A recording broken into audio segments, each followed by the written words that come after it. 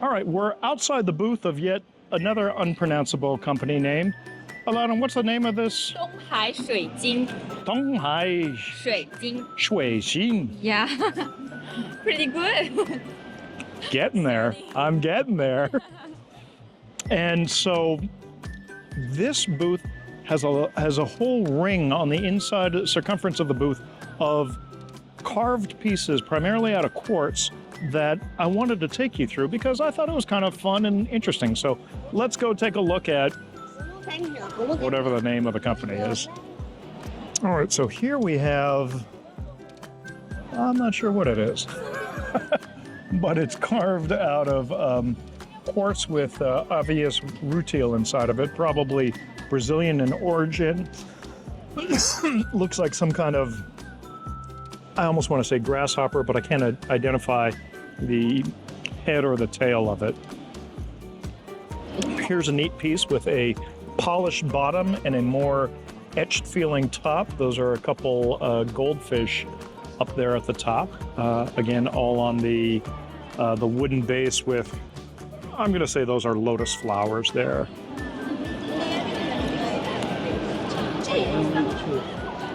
I like how they've used the mixture of matte and polished glossy surface here to kind of create that texture of the Buddha's face there. That's pretty cool. And here we have some, it looks like angelfish that are in the middle of this this quartz piece here. Here it's a solid piece with a jaguar on top going after, looks like kind of a jade coin. A mountainscape, and I'm pretty sure that's just the natural features of the crystal there, but certainly evokes feelings of mountains with clouds underneath it.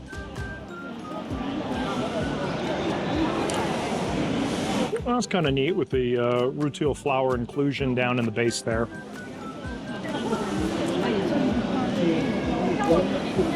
Oh, that's a beautiful spray of rutile coming out of the base there. Really kind of beautiful root beer colored quartz. Lovely piece. And then down here in the front as an accent, it's almost paperweight size, but again, clear root beer colored quartz with wonderful rutile showing through it. Here's a nice big quartz piece with chloride inclusions, it looks towards the base there. All on top of the stand, very nicely lit. Again, another one of those pieces that I think those are the natural features on the top there, but evokes feelings of a mountain with clouds underneath it. And here we're switching to kind of the more executive cases here, the nicer cases. I love that bed of rutile in the clear polished base there with the flowers, the etched flowers, kind of more translucent flowers on top, all in a wooden base that brings forth more of the natural burl in the wood than we're normally used to seeing.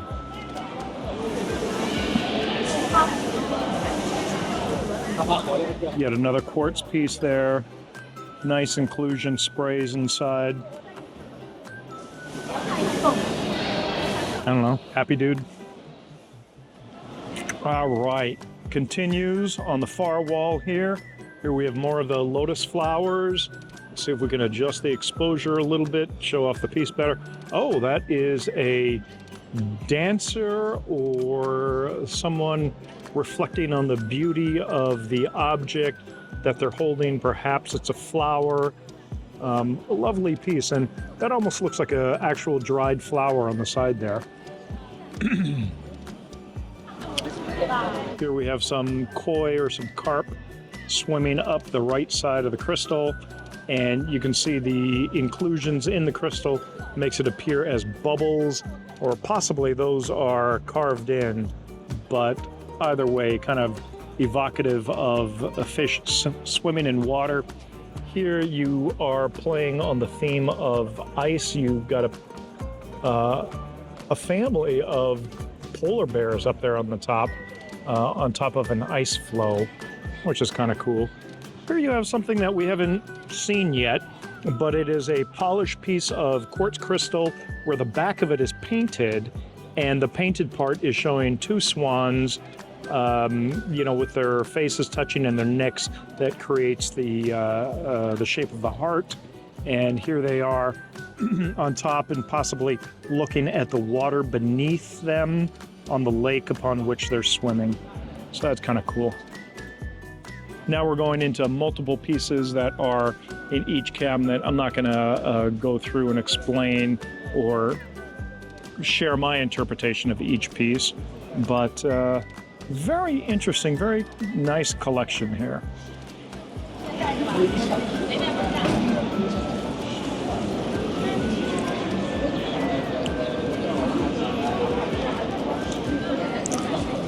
And I especially appreciate these pieces because these are chains, and they're actual chains carved out of rock crystal.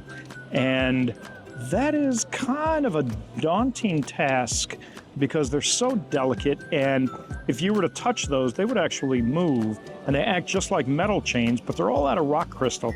So anywhere along the line, any one of those breaks, and it changes the design of what you're trying to create there. So not an easy thing to do, and I appreciate that work. This is interesting. The way that this shines, it almost feels like there's some kind of metal backing behind this, but I actually don't see anything. So interesting piece here. You've got some snuff bottles, which makes me think that one of the great exhibits that China could ever put on is somehow if they were able to put together a collection of the Dowager Empress's snuff bottles made out of tourmaline that came out of Pala. That would be something absolutely incredible to see. And I wouldn't be able to get back to China fast enough to see something like that. I would love to see that. I love that. That might be the monkey god. And for me, I'm goo-goo over monkeys. It's obviously my birth year, and so my whole life I've always resonated strongly with that. Here is it's a bunch of crayfish or lobster or shrimp, as we may refer to it, all gathered together on the top, and then you can see bits of the ocean or the water underneath. Here's a lovely mother and child. And really, it keeps going on and on. The fact that this is all gathered together in one booth here, this is really kind of a museum exhibit.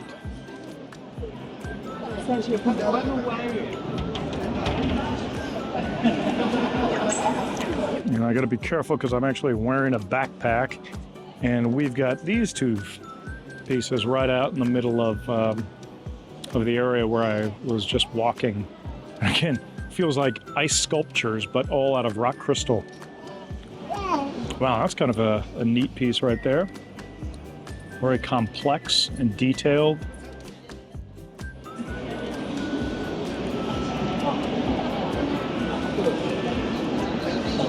It almost looks like a teapot. It might be.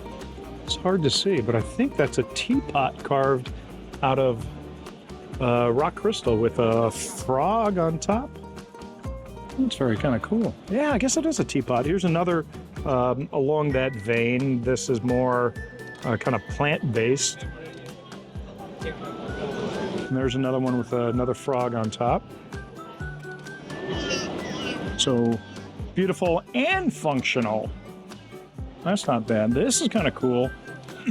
How they made that head kind of the clear white quartz versus the red quartz that makes up the praying body and the pedestal upon which it sits.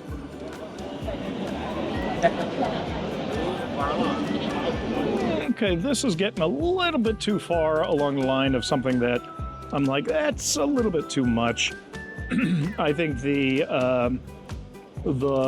gold-colored woodwork that is in front of it kind of distracts from it.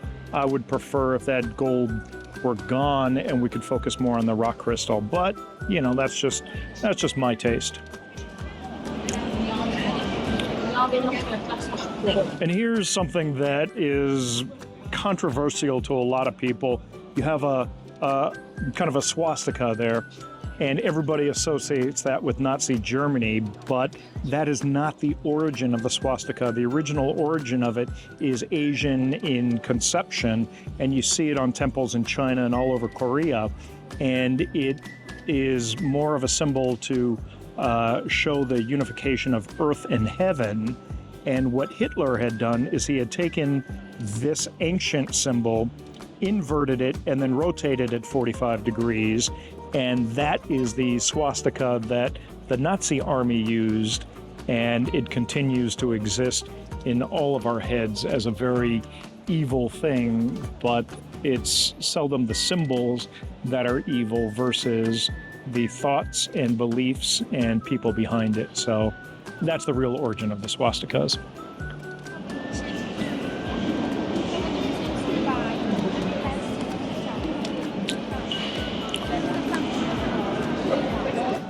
This is cool. I really appreciate this little exhibit in the middle of these people's booth, and they're selling beads and stuff. So what a treat that is. And yet another vendor here at the 2024 Nanjing Show.